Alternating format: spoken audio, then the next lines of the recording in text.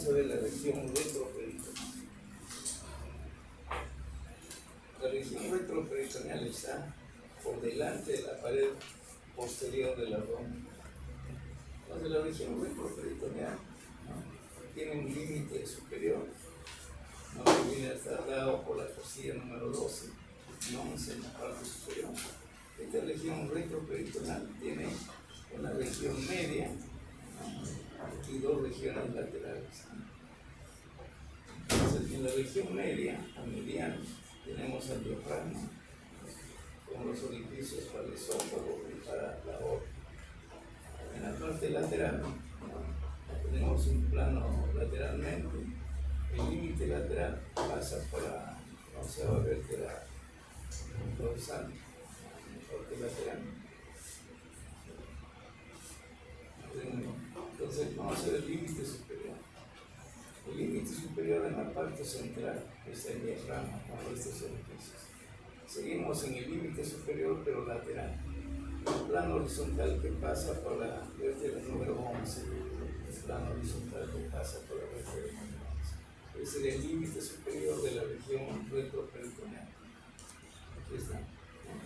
Entonces aquí tenemos el orificio aórtico como límite medial en la parte central con el diafragma. Y el límite lateral son estos límites a nivel de 11. Es el límite superior de la región retroperitoneal. Y aquí tenemos el orificio aórtico, el orificio esofágico. Aquí tenemos los arcos tendinosos en la costilla número 12. Entonces el límite inferior en la parte central es el promontorio. El promontorio es el borde superior de la primera vértebra sacra. Ese se llama promontorio. Lateralmente tenemos hacia la parte más externa, tenemos un ángulo formado entre el músculo psoas-ilíaco y la pared anterior del abdomen. Y aquí también concluye el arco ocular. Lo vamos a ver en un dibujo, ¿no? Y la parte hacia afuera, en la parte lateral hacia afuera y hacia adentro de la parte mediana tenemos el estrecho superior de la pelvis. Es el límite inferior. Mejor aquí, ¿no? El límite inferior está dado por el promontorio. El promontorio es el borde superior de la primera vértebra sacra, que se llama promontorio. Lateralmente tenemos el estrecho superior de la pelvis. Todo este es el estrecho superior de la pelvis. Y el ángulo diedro aquí formado. Un ángulo diedro es un ángulo formado por lo menos dos planos. ¿No? El ángulo diedro entre el músculo psoas-ilíaco, la pared anterior del abdomen y el arco ocular. Entonces, esta es la parte central, parte media, la parte lateral, pero hacia adentro, el estrecho superior de la pelvis y hacia afuera es el ángulo diedro. Entonces, todo esto viene a ser el límite inferior de la región retroperitoneal. Ahora, ¿cuál es el límite? El límite lateral. ¿Hasta dónde va lateralmente la región retroperitoneal? Vemos el límite superior, el inferior, pero lateralmente, ¿hasta dónde va la región retroperitoneal?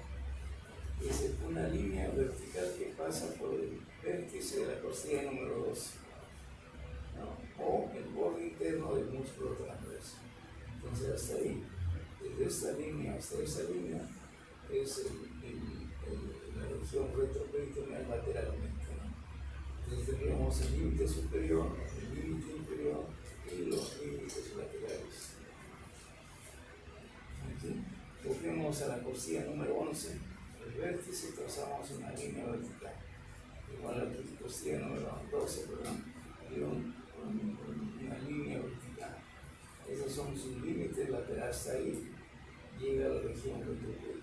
Arriba el diafragma y abajo el estrecho inferior superior de la pelvis y el ángulo diedro. Ahora, el límite en la pared posterior, ¿no?, el límite profundo. ¿Qué vamos a encontrar en el límite profundo? Vamos a encontrar la costilla, la vértebra 11 y 12 las 5 vértebras lumbares, los discos intervertebrales que están entre estas vértebras, el ligamento vertebral común anterior que une las vértebras y los pilares del diafragma. Eso está en la parte central, ¿no?, de la pared profunda, de la pared posterior. Y lateralmente tendremos al músculo psoas mayor con la fascia más hacia afuera, el músculo cuadrado lumbar, ¿no?, y el músculo ilíaco en la parte inferior, y más lateralmente vamos a encontrar la ponerosis del músculo transverso. Este está en la parte central, en la pared profunda o posterior de la región retroperitoneal. Delante de todas estas estructuras estará el riñón lateralmente, la vena cava inferior, la arteria aorta, la pelvis renal, el uréter, este es su límite profundo hacia atrás, ¿no? Lo mismo. La cara anterior de la pared posterior del abdomen. Aquí tenemos la costilla 1, las vértebras torácicas 11 y 12. Las vértebras lumbares, desde la primera hasta la quinta lumbar. Los discos intervertebrales, el ligamento vertebral común anterior que une todos los cuerpos vertebrales por delante, y los pilares del diafragma que serán este tejido blando, pilares diafragmáticos que delimitan el orificio aórtico. Entonces, esta es la cara anterior de la pared posterior del abdomen. Hasta esa profundidad llega la región retroperitoneal. Aquí, lo mismo, sería con el tejido blando, ¿no? Entonces, aquí tenemos el orificio aórtico. Lateralmente tenemos este músculo, el psoas, se llama psoas mayor. En algunas ocasiones vemos otro músculo, el psoas menor. No es frecuente encontrar este músculo, psoas menor. Lateralmente el cuadrado lumbar, ¿no?, y más lateralmente, por el mismo nivel del cuadrado lumbar, el músculo ilíaco. Entonces, cerca de la línea media, los músculos psoas, mayor y menor. Hacia afuera, pero hacia arriba, el cuadrado lumbar, que va de la cresta ilíaca hasta la costilla número 12. Y en ese mismo nivel, pero hacia la parte inferior, el músculo ilíaco, que va de la fosa ilíaca. Cuando este músculo psoas mayor se une con el ilíaco, por fuera forma el músculo psoas ilíaco, ¿no? Pero inicialmente son músculos diferentes. Por fuera del cuadrado lumbar está el músculo transverso del abdomen. Entonces, estos son los elementos que están en la pared profunda, en la cara anterior de la pared posterior. En la parte medial habíamos hablado del cuerpo vertebral de la 11, 12, las 5 vértebras lumbares, los discos intervertebrales, el ligamento vertebral común anterior, y hacia arriba los pilares del diafragma. Ya esto se llama pilares diafragmáticos, que están delimitando el orificio aórtico. Ahora, el límite anterior, así como hay un límite profundo, también hay un límite anterior. ¿Qué encontramos aquí? En el límite anterior tenemos el peritoneo parital. Estos vasos están cubiertos por peritoneo parital. Entonces tenemos peritoneo parital posterior. Luego tenemos la fascia de Thor. ¿Qué es la fascia de Thor? La fascia de Thor permite que el colon ascendente y el colon descendente estén pegados a la pared posterior. Una vez que saco el colon, queda aquí la fascia de Thor, que fija el colon ascendente y descendente a la pared posterior. A eso se llama fascia de Thor, fascia de condescendencia de Thor. La fascia de Treis es la fascia que une el duodeno. El duodeno se fija en la pared posterior por una fascia, igual que la fascia de Thor existe detrás del duodeno, la fascia de Thor. Aquí, si yo retiro el duodeno, va a quedar un tejido como esto, se llama fascia de coalescencia de Treis, pero tendría que retirar el duodeno. Eso se refiere con la fase adecuada del silencio de Treves. Relacionado con la cara posterior del duodeno, no solo del duodeno, de la cabeza del páncreas hacia la pared posterior. Y la raíz del mesenterio es la D, la raíz del mesenterio. El mesenterio es un repliegue peritoneo, ¿no? Es la raíz que luego se desprende para fijarse en el yeyuno y en el niño. Eso se llama la raíz, y el mesenterio nace aquí para fijar el yeyuno hacia la pared posterior. Entonces, todos estos elementos están hacia adelante, ¿no? Hacia atrás ya señalamos que están el psoas, el ilíaco, el cuadrado lumbar y el transverso. Es el límite profundo, este es el límite anterior.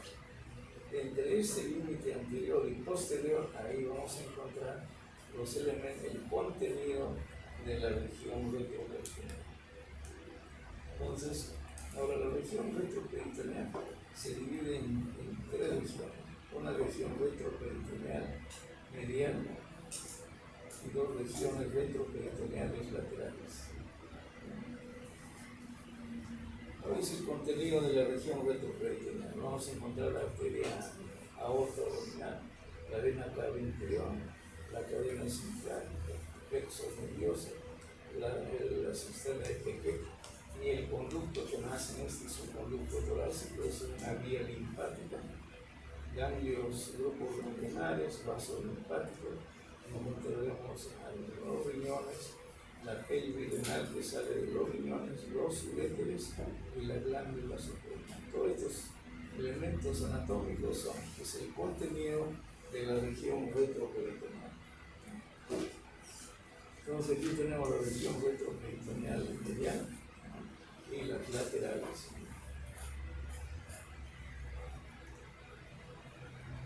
Entonces, el psoas mayor. El psoas mayor es este músculo que se tiene, ¿no? Se inserta en los cuerpos vertebrales del T12 hasta el 5, formando unos arcos tendinosos, ahí nace el psoas mayor, y de los discos intervertebrales, ¿no? Y luego pasa por debajo del ligamento inguinal y termina en el trocánter renal. Entonces este músculo nos permite flexionar el músculo, ¿no? Flexionar el músculo cuando caminamos nos permite caminar, nos flexiona el músculo, flexiona lateralmente la columna puede ser lateralizada a un lado o al otro lado dependiendo qué psoas se está contrayendo, nos flexiona el tronco, lleva el tronco hacia adelante, está flexionando el tronco y mantiene el equilibrio del tronco. Entonces este es el movimiento de lateralidad, ¿no? Que está flexionando el músculo sobre la pelvis. Todas estas funciones tienen el psoas, el psoas mayor. El músculo ilíaco, que está en la posibilidad interna, no nos permite flexionar el músculo, aquí está flexionando el músculo, estabiliza la articulación coxofemoral y actúa conjuntamente con el psoas mayor. Nos permite caminar, subir el daño, aquí está flexionando el músculo. Ese es el músculo ilíaco, conjuntamente con el psoas forma el psoas ilíaco. Y los dos tienen la función de flexionar el músculo.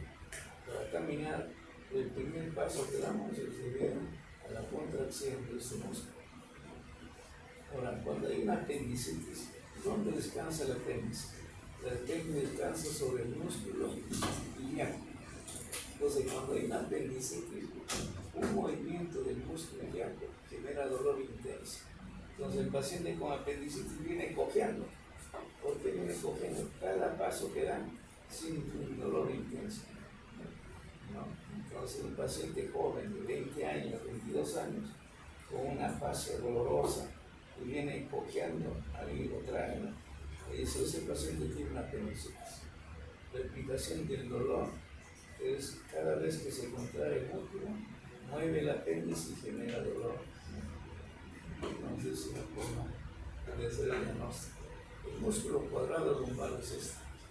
El cuadrado lumbar se inserta en la cresta ilíaca y en la última costilla. También tiene inserciones en el cuerpo de las apoyo transversas de las lumbares. y nos permite lateralizar la columna, extiende la columna hacia atrás, extiende la columna hacia atrás, flexiona lateralmente la columna, empieza extendiendo, ¿no? Y fija la costilla número 12, como se inserte en la costilla número 12, lo fija durante la inspiración. O sea, se mantiene fija esa costilla para que el diafragma descienda, desciende durante la inspiración. Pero para descender, esta costilla debe invertir. El psoas menor es un músculo poco frecuente, no se ve, a veces está en un lado y en el otro lado no hay, o no existe en ambos lados, no es frecuente el psoas. Aquí, para llegar a la región retroperitoneal, tengo que retirar el momento mayor o delantal. No tengo que retirar todo el intestino delgado, no todo el intestino grueso para llegar a la región retroperitoneal. Claro, en el cadáver se puede hacer eso, ¿no? Pero cuando se hace cirugía renal, por ejemplo, se aborda por detrás al riñón. Porque cómo llegar desde aquí hasta la parte profunda, ¿no? Entonces aquí ya se levantó el aumento mayor o delantal, aquí se levantó el colon transverso y estamos viendo las asas intestinales, todavía no llegamos a la región retroperitoneal. Y se ha desplazado al mismo hilo y ya estamos viendo a través del peritoneo parietal la aorta y la cava inferior.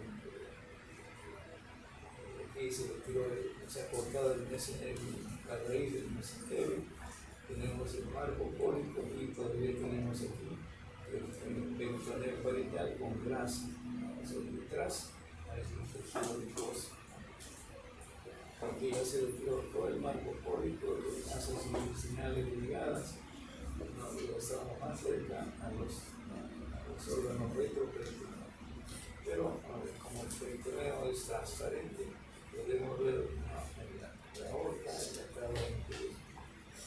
Aquí ya se retiró todos los elementos y recién llegamos a la región retroperitoneal. ¿Cuál es el contenido de la región retroperitoneal? Los riñones, las glándulas suprarrenales, ¿no? La aorta, la vena cava inferior, ¿no? También vemos aquí el uréter, este es el uréter, y aquí tenemos la pelvis renal, tenemos la cadena simpática,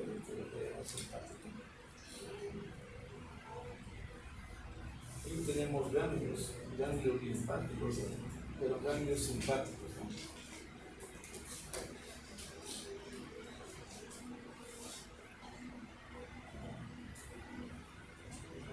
Podemos apreciar, bueno, aquí podemos apreciar el hilio renal y los elementos que ingresan ahí se llaman pedículo renal. El hilio renal es el área por donde ingresa y el pedículo es el conjunto de elementos que van a formar. Aquí podemos ver el psoas ilíaco, pero en el psoas mayor el músculo ilíaco, el cuadrado lumbar, el músculo transverso.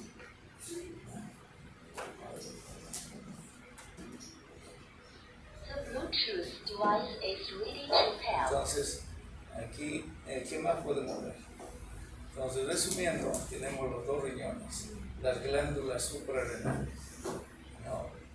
La vena cava inferior, la aorta abdominal.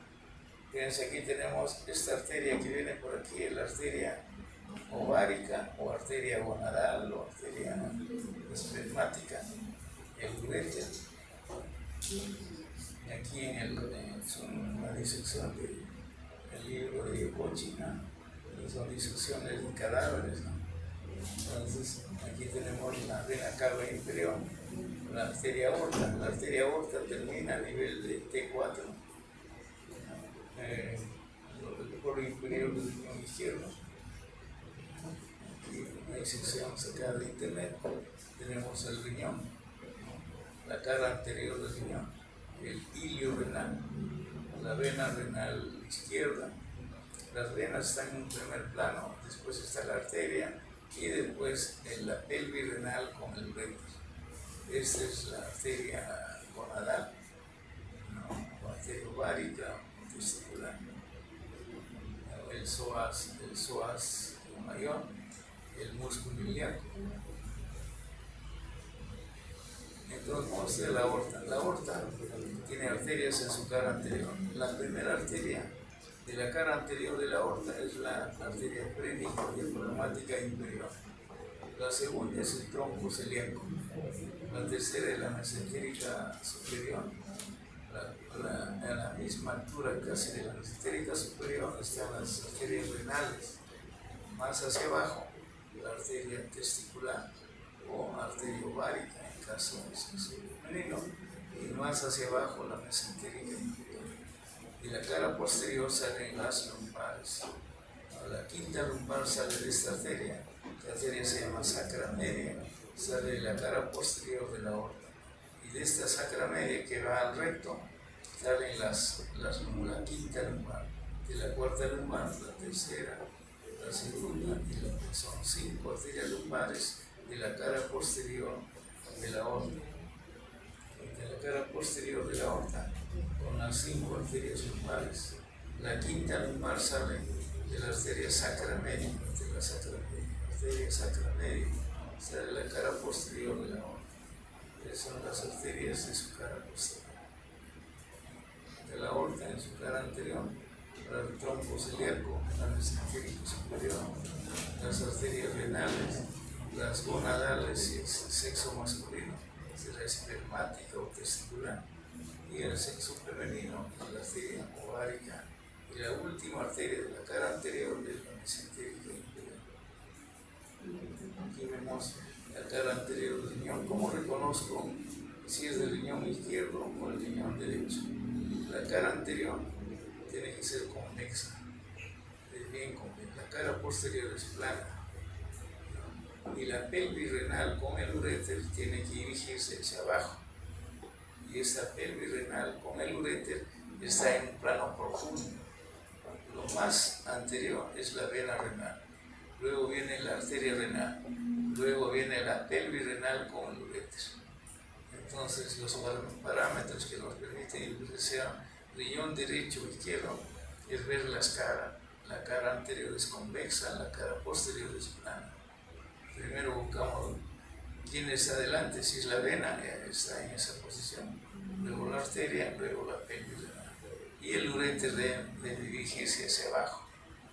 Entonces esos parámetros nos permiten diferenciar si es un riñón de un lado, del lado izquierdo, del lado derecho. Cuando tenemos al riñón libre en su posición anatómica, es más fácil. Aquí tenemos la grasa que envuelve el riñón, se llama la grasa pararrenal. Es un paquete grueso de grasa que va a empaquetar al riñón. Aquí está disecada. Aquí nos falta la grasa perirrenal. Luego hay una fascia perirrenal y luego la grasa pararrenal. Y luego recién viene el peritoneo. El peritoneo tapiza todo esto. Los riñones están bien protegidos. Aquí tenemos la cara anterior de los riñones. Estos son los uréteres, pero estos uréteres están bien dilatados. El uréter no puede tener tanto calibre. Probablemente el paciente tiene algún problema prostático que impide el drenaje de orina. Acumula orina, no en la parte superior de la próstata. Y esto se llama hidroneprosis, dilatación de los uréteres, ¿no? Porque no hay un buen drenaje hacia la vejiga, generalmente por un problema prostático. La vena cava, siempre la vena cava está en el lado derecho y la arteria aorta en el lado izquierdo. La vena renal izquierda, perdón, derecha es más corta, la vena renal izquierda es más larga. Y sucede al revés, la arteria renal derecha es más larga y la arteria renal izquierda es más corta, porque la cava está más cerca del riñón derecho y la aorta más cerca al riñón izquierdo. Ahora, aquí existe una vena que también es parte de la región retroperitoneal, se llama la vena espermática. esta vena espermática está drenando, o la ovárica drena hacia la cava. Casi tiene el mismo sentido el flujo de la cava con el flujo de la vena espermática ovárica derecha. Pero la vena espermática u ovárica del lado izquierdo no desemboca en la cava, desemboca en la arteria renal. Entonces desemboca en ángulo recto. Pero el flujo de la vena renal es mayor, que impide que el drenaje adecuado de la vena espermática izquierda. Entonces, la mayor cantidad de varices es en el testículo izquierdo, porque la sangre no drena adecuadamente. El flujo de la vena renal izquierda impide que éste drene adecuadamente. Este no sigue la misma dirección. El plexo lumbar es otro elemento del intestino posterior, de la región retroperitoneal. El plexo lumbar está formado por L1, L2, L3 y L4. Este conjunto de nervios, que son los que salen del plexo, es el nervio iliohipogástrico, ilioinguinal, femorocutáneo lateral, genitofemoral, el femoral y el nervio obturador. Son ramas del plexo lumbar que se encuentra en la región retroperitoneal. Entonces aquí tenemos, detrás tendríamos que sacar aquí los riñones, ¿no?, los vasos sanguíneos, para ver las ramas del plexo lumbar. El plexo lumbar está en relación al psoas. Entonces primero aquí buscamos la última costilla. El nervio que está por debajo de la última costilla es el nervio subcostal. Entonces, a partir de ahí contamos los nervios, ¿no? Aquí estará el nervio subcostal, y luego el primero que aparece es el ilio hipogástrico. Es un nervio sensitivo. Luego sale el ilio inguinal, ¿no? Luego tenemos el génito femoral, el que atraviesa la cara anterior del psoas es el génito femoral. Después tenemos los otros nervios, el femorocutáneo lateral, aquí tenemos la espina cántero superior, aquí hay una escotadura, por ahí sale el femorocutáneo lateral para inervar la piel de la cara lateral del muslo, que se llama nervio femorocutáneo lateral o cutáneo femoral lateral.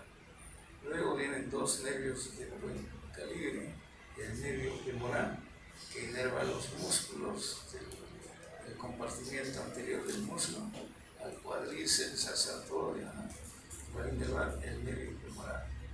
Y el último nervio de esa zona es el nervio obturador. Este es el nervio femoral, y el nervio obturador es más profundo y posterior.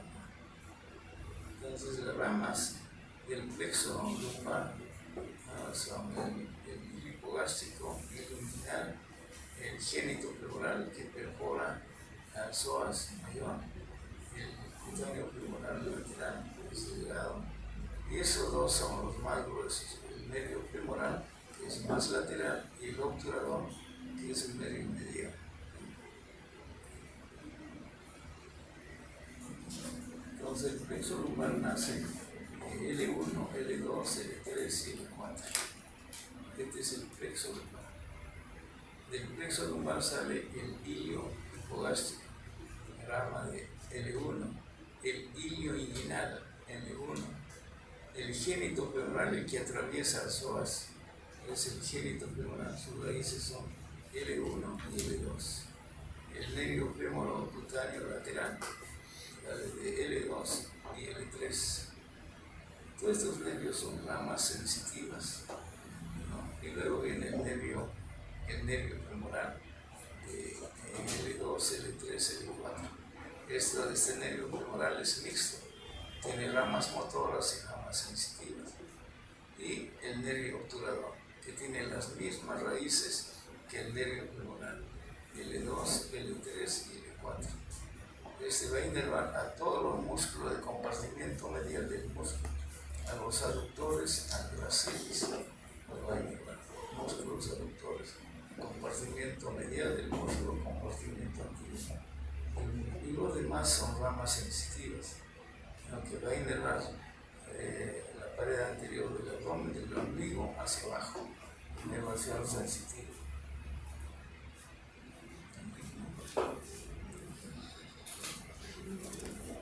Aquí estamos viendo el músculo ilíaco, el psoas mayor. El femoral está por fuera del psoas mayor y el obturador está por dentro del psoas mayor.